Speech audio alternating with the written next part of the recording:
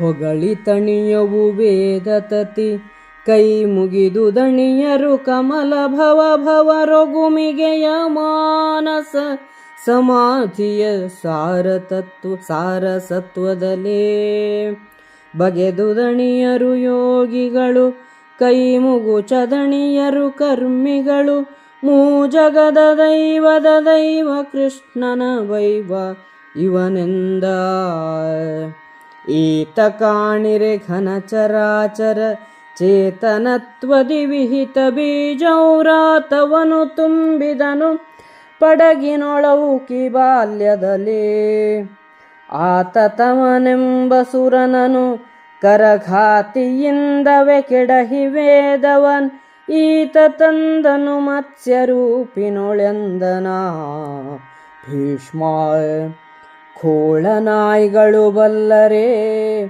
ಶಿಶುಪಾಲಕಾದಿ ದೊಠಾರರಿ ಗೋಪಾಲ ಕಾಣಿರೆ ಕೂರ್ಮವೇಶವ ಧರಿಸಿ ಮೇದಿನಿಯ ಸಾಲ ಹೆಡೆಯಲಿ ಹೊತ್ತ ಪನ್ನಗ ಪಾಲಕನನ ಮಂದರದ ಕಡಗೋಲನಾಂತ ಮಹಾತ್ಮನೀತನರಿವರಾರೆಂದ ಇವನ ಪಾಡೇ ಮುನ್ನ ಕೃತಯುಗದಳು ಅವರೊಳಧಿಕ ಹಿರಣ್ಯಲೋಚನ ಅವನಿಯನು ಕೊಂಡೋಡಿ ಹೊಕ್ಕನು ಘನರಸಾತಳವ ಅವನ ಬೆಂಬತ್ತಿದನು ಯಜ್ಞ ಪ್ರವರ ದೇಹನು ವೇದಮಯ ನಿರ್ಭವ ವಿಮೋಹನ ಘನವರಾಹನೆ ಕೃಷ್ಣ ತಾನಿಂದ ತೋಳಿದನು ದಂಡೆಯಲಿ ದೈತ್ಯನ ಸೀಳಿದನು ಧಿಕ್ಕರಿ ಫಣೀಂದ್ರರ ಮೇಲೆ ಧರಣಿಯ ನಿಲ್ಲಿಸಿದನು ಸಂತವಿಸಿದನು ಜಗವಾ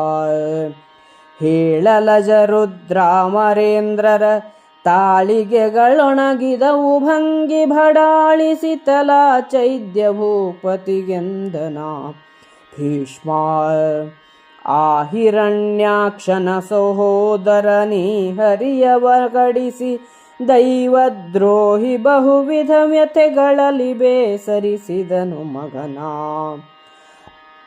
ಆಹವದಲಚ್ಯುತ ಮುಕುಂದ ಮಹಾಹಿತಲ್ಪ ಮಹೇಂದ್ರ ವಂದ್ಯತ್ರಾಹಿ ಎಂದನ ವರತ ಸ್ತುತಿಸಿದನಂದು ಪ್ರಹ್ಲಾದ ವೇದಗಳು ಇವನನ್ನು ಎಷ್ಟು ಹೊಗಳಿದರೂ ಬೇಸತ್ತುಕೊಳ್ಳುವುದಿಲ್ಲ. ಬ್ರಹ್ಮ ಶಿವರಿಗೆ ಎಷ್ಟು ಬಾರಿ ಇವನಿಗೆ ಕೈ ಮುಗಿದರೂ ದಣಿವಾಗುವುದಿಲ್ಲ. ಯೋಗಿಗಳು ಸಮಾಧಿ ಸ್ಥಿತಿಯಲ್ಲಿ ಇವನನ್ನು ಎಷ್ಟು ಧ್ಯಾನಿಸಿದರೂ ಆಯಾಸಗೊಳ್ಳುವುದಿಲ್ಲ.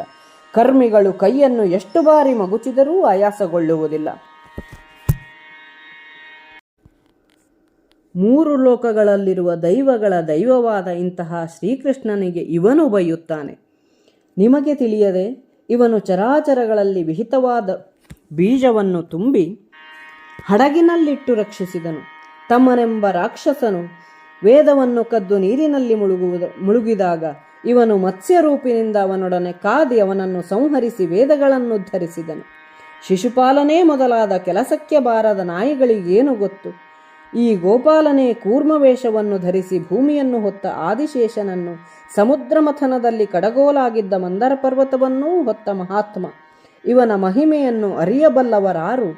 ಹಿಂದೆ ಕೃತಯುಗದಲ್ಲಿ ಮಹಾಬಲಶಾಲಿಯಾದ ಹಿರಣ್ಯಾಕ್ಷನೆಂಬ ರಾಕ್ಷಸನು ಭೂಮಿಯನ್ನೇ ಕದ್ದು ಓಡು ಹೋಗಿ ರಸಾತಳವನ್ನು ಹೊಕ್ಕನು. ಆಗ ವೇದಮಯನಾದ ಯಜ್ಞವರಾಹನು ಅವನನ್ನು ಬೆನ್ನು ಹತ್ತಿದನು. ಆ ವರಾಹನು ಶ್ರೀಕೃಷ್ಣನೇ. ಇವನು ಸಂಸಾರ ರಹಿತ, ಮಾಯೆಯಿಂದ ಜಗತ್ತನ್ನು ಮೋಹಿಸುತ್ತಾನೆ. ಹಿರಣ್ಯಾಕ್ಷನನ್ನು ಬೆನ್ನಟ್ಟಿ ಅವನನ್ನು ಸಂಹರಿಸಿದನು. ಆದಿಶೇಷ ಮತ್ತು ಅಷ್ಟದಿಗ್ಗಜಗಳ ಮೇಲೆ ಭೂಮಿಯನ್ನು ನಿಲ್ಲಿಸಿ ಜಗತ್ತನ್ನು ಸಂತೋಷಪಡಿಸಿದನು.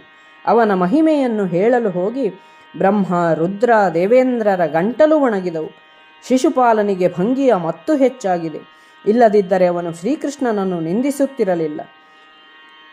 ಆ ಹಿರಣ್ಯಾಕ್ಷನ ಸಹೋದರನಾದ ಹಿರಣ್ಯಕಶಿಪುವು ದೈವದ್ರೋಹಿಯಾಗಿ ಶ್ರೀಹರಿಯನ್ನು ವಿರೋಧಿಸಿದನು. ಅವನ ಮಗ ಪ್ರಹ್ಲಾದನು ಹರಿಭಕ್ತ. ಅವನನ್ನು ಅನೇಕ ಹಿಂಸೆಗಳಿಗೆ ಒಳಪಡಿಸಿ ಬೇಸರ ತರಿಸಿದನು. ಆಗ ತಂದೆಯೊಡನೆ ವಿರೋಧದಲ್ಲಿ ಪ್ರಹ್ಲಾದನು ಅಚ್ಯುತ, ಮುಕುಂದ, ದೇವೇಂದ್ರ ವಂದ್ಯನೇ, ನನ್ನನ್ನು ಪಾರು ಮಾಡು ಎಂದು ಶ್ರೀಹರಿಯನ್ನು ಸ್ತುತಿಸಿದನು.